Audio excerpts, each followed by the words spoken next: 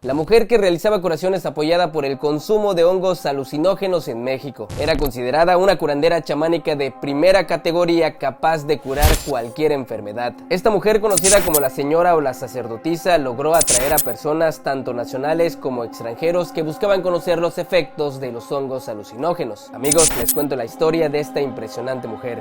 Mi nombre es Daniel Novelo. La historia de María Sabina es conocida gracias a que le han hecho varios libros. María provenía de una familia muy humilde. Su abuelo se dedicaba al campo, mayormente como peón de un acaudalado dueño de tierras de raza blanca o mestizo. La abuela de María también lo ayudaba y también cultivaba por su cuenta el gusano de seda en escala mínima. María y su hermana, siendo apenas unas niñas, ayudaban a sus abuelos cuidando a los chivos. Una mañana uno de los animales se escapó y María tuvo que ir a buscarlo en las hondonadas de la sierra. Y justamente fue ahí donde María tuvo el primer contacto con los hongos y los conoció como flores duras. Y como la comida era muy escasa en su familia, María los comió para saciar y calmar su hambre. Cuando María ya tenía 10 años, su mamá le encargó varias tareas. Una de ellas era salir a trabajar en el campo. Y eso era lo que más le gustaba a María porque tenía el alcance cerca de los hongos. Al poco tiempo, María compartió los hongos con su hermana y al ingerirlo, ambas sintieron los efectos alucinógenos. Las hacía reír, bailar, jugar y hasta llorar. Cuando María tenía 14 años, su mamá la entregó en casamiento con un hombre de tan solo 20 años llamado Serapio Martínez. Hace algunos años era bien conocido que los papás arreglaban el matrimonio de sus hijos desde pequeños, pero ese matrimonio no le duró mucho y al poco tiempo María quedó viuda. Pero antes de irse, Serapio le dejó 3 hijos: Caterino, Viana y María Apolonia. Ella siguió su vida en el campo y haciendo otras actividades para mantener a su familia. Un día su hermana María Ana se enfermó de gravedad,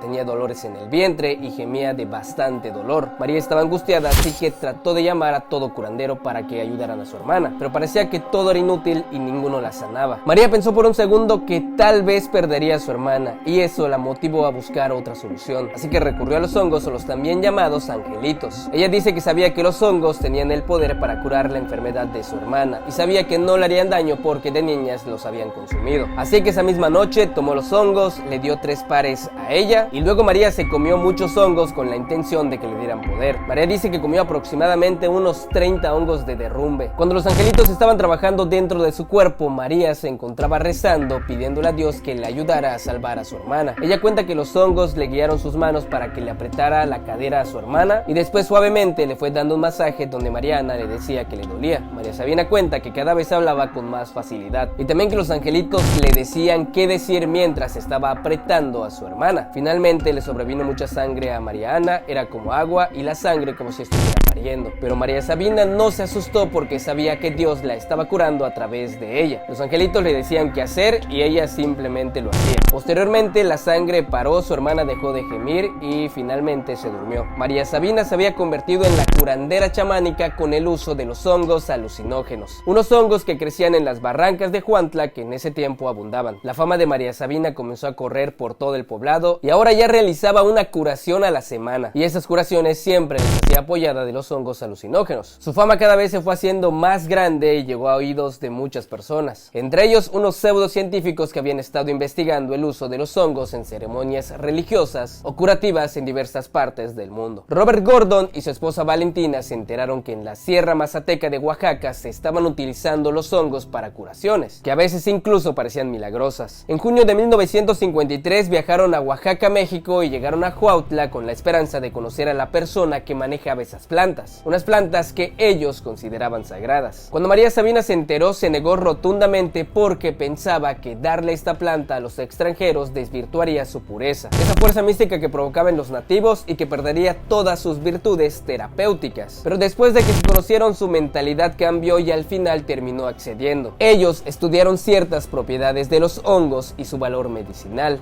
pusieron el alucinógeno a disposición de la ciencia, describían a María Sabina como una artista que dominaba las técnicas de su oficio. De hecho, dijeron que era una mujer de rara virtud espiritual y moral. 10 años después de que esta pareja diera a conocer los descubrimientos y experiencias con los hongos alucinógenos a cargo de la sacerdotisa María Sabina, y sacerdotisa porque los medios de comunicación así la dieron a conocer. Enseguida Huautla se convirtió en el lugar lleno de nacionales y extranjeros que buscaban los efectos de los hongos alucinógenos. En su mayoría eran hippies de aspecto desaliñado o hijos de familias adineradas que simplemente buscaban diversión. Incluso se rumora que personalidades como Walt Disney, los Beatles, los Rolling Stones e incluso Jacobo Greenberg fueron a ese lugar. Entonces, ¿qué pasó? Los habitantes de la zona aprovecharon la oportunidad como para hacer algún tipo de negocio. Aparecieron charlatanes que organizaban veladas que ya no eran nocturnas, sino que en el día, y de las cuales al terminar esa experiencia no terminaban nada bien. Muchos comenzaron a consumir los hongos en lugares públicos a plena luz del día, lo que terminó convirtiendo a Huautla en un centro de desorden de alucinógenos, al grado que tuvo que intervenir la policía estatal, federal y hasta el ejército. María Sabina no sabía leer,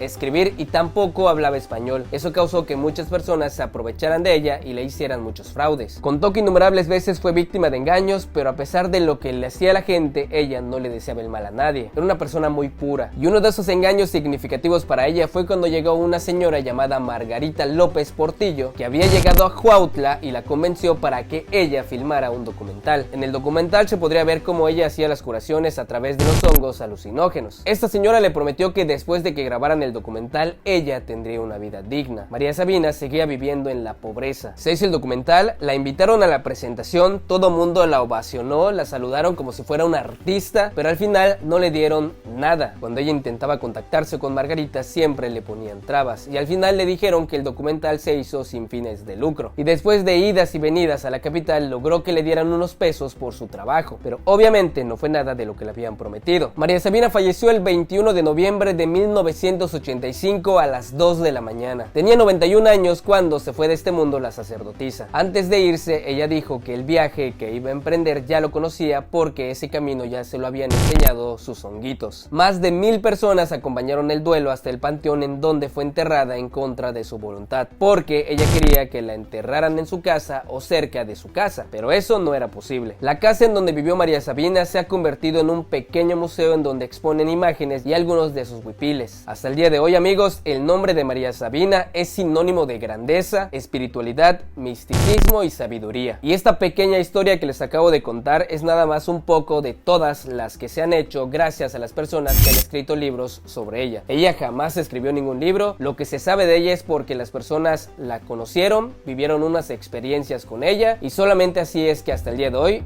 esta historia se puede contar. Pero bueno, ¿conocían acerca de esta grandísima mujer? Mi nombre es Daniel Novelo.